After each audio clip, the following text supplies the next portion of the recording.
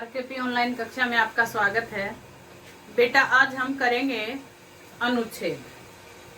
अनुच्छेद ध्यान दीजिए, यानी कि इंग्लिश में जिसे आप पैराग्राफ राइटिंग बोलते हो, तो अनुच्छेद कैसे लिखते हैं आज हम ये सीखेंगे। तो पहले ध्यान दीजिए बेटा कि आपको लगता होगा कि अनुच्छेद और निबंध एक जैसे होंगे। नहीं, अनुच्छेद क्या होता है, छोटा रूप होता है, और निबंध क्या होता है, यानी कि अनुच्छेद जब लिखते हैं तो किसी भी विषय पर अपने विचार सीमित होते हैं, और निबंध जब लिखते हैं तो हम अपने विचार विस्तृत हो जाते हैं। वहां पर समझ में आ गई? तो विस्तृत ना होकर के अपने विचारों को छोटा करके लिखना पहली बात। तो अनुच्छेद किसे कहेंगे, अनुच्छेद लेखन क्या होता है, ध्यान दीजिए। यानी कि किसी भी विषय पर अपने विचार कम शब्दों में या सीमित शब्दों में लिखकर प्रकट करना अनुच्छेद लेखन कहलाता है। यानी कि किसी भी विषय पर कोई भी टॉपिक दे दिया जाए, उस टॉपिक पर अपने विचार किस प्रकार से लिखेंगे, सीमित और कम शब्दों में स्पष्ट रूप से लिख देना अनुच्छेद लेखन होता है। और जबकि निबंध क्या होता है कि अपने मन के विचार उस विषय से संबंधित विस्तृत रूप से लिखना निबंध कहलाता है, और कम शब्दों में अपने विचारों को किसी विषय के ऊपर लिखना अनुच्छेद लेखन कहलाता है। ठीक है बेटा, समझ में आ गया? हमें जब अनुच्छेद लेखन दिया जाता है तो हमारे पास शब्द सीमा होती है या फिर पंक्तियों की सीमा होती है। यानी कि एग्जामिनर आपको देगा, या तो आपको शब्दों की सीमा देगा, 30 से 40 शब्दों में लिखिए, या आपको बताएगा 40 से 50 शब्दों में लिखिए, या आपको कहेगा कि 7 से 8 पंक्तियों में लिखिए, या 9 से 10 पंक्तियों में लिखिए। आपको गिवन होगा, ये चीजें ध्यान रखना है कि गिवन होंगी, उनसे ज्यादा हमें नहीं लिखना होता, और उनसे मतलब एक आध कम हो सकता है, लेकिन ज्यादा कम भी नहीं लिखना होता। सीमित शब्दों में स्पष्ट रूप से उस विषय को लिखना अनुच्छेद लेखन कहलाता है। समझ में आ गई?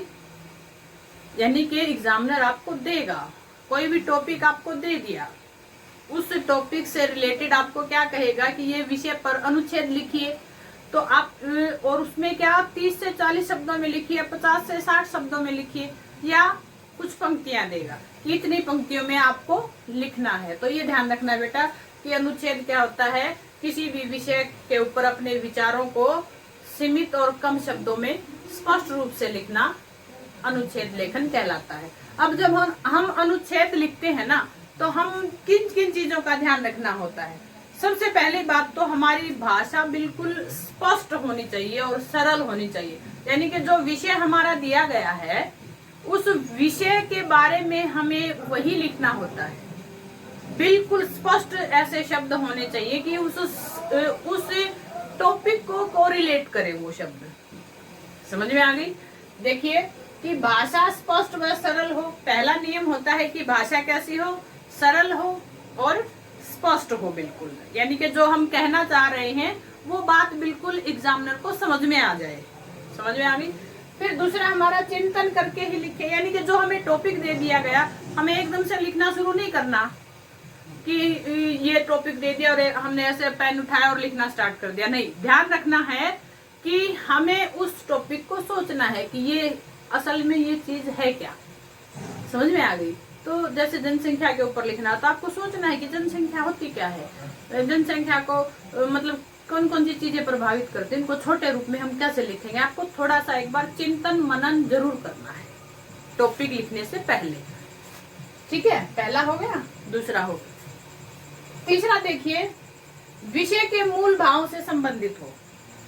यानी कि मूल भाव, यानी कि जो हमें टॉपिक दिया गया है, हमें टॉपिक से भटकना नहीं है कि टॉपिक दे दिया जनसंख्या का और हमने लिख दिया फिर बेरोजगारी का, जनसंख्या बढ़ गई और बेरोजगारी हो गई। नहीं, हमें ऐसा नहीं लिखना। उस जनसंख्या को ही हमने शब्दों में पिरोना है और उसी के बारे में हमें लिखना है। ठीक है बेटा? आगे हमारा 4th पॉइंट है कि वाक्य सूत्रात्मक होने चाहिए। सूत्रात्मक का मतलब क्या होता है बेटा? एक ही सूत्र में बंधे हुए हों। यानी कि ये नहीं कि एक तो हमने भूतकाल में खत्म कर दिया और दूसरा हमने वर्तमान काल में समाप्त कर दिया। हमें ध्यान देना है कि वो एक ही सूत्र में जैसे एक ही धागे में माला पिरोई जाती है ना, वैसे ही हमारे शब्दों में जो चयन होता है उसकी क्रिया, उसी प्रकार से हमें उनको सूत्रात्मक बांधना है। यानी कि हमने जो पहले कहा है उसी से संबंधित बातें कहते हुए और उसी काल में उसी तरीके से लिखना है। ये नहीं कि उससे हट करके हम थोड़ा सा भटक जाएं टॉपिक से।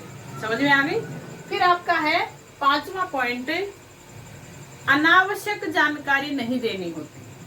कोई भी अनावश्यक विवरण हो या जानकारी हो या कोई उदाहरण के द्वारा स्पष्ट आपको अनुच्छेद में नहीं करना होता। निबंध में आप क्या करते हो? निबंध में आप उदाहरण दे सकते हो, विवरण दे सकते हो, उसकी पूरी जानकारी दे सकते हो, लेकिन अनुच्छेद में आपको कोई भी अनावश्यक, जो जरूरी नहीं है बताना। समझ में आ गई? तो हमें ऐसा नहीं करना है। तो बेटा ध्यान देना है, अनुच्छेद लिखने में कभी भी दिमाग में ये नहीं सोचना कि अनुच्छेद और निबंध एक जैसे होते हैं। टॉपिक एक हो सकता है, मान लिया एक ही टॉपिक पर हमें अनुच्छेद लिखना है, एक ही टॉपिक पर हमें निबंध लिखना है।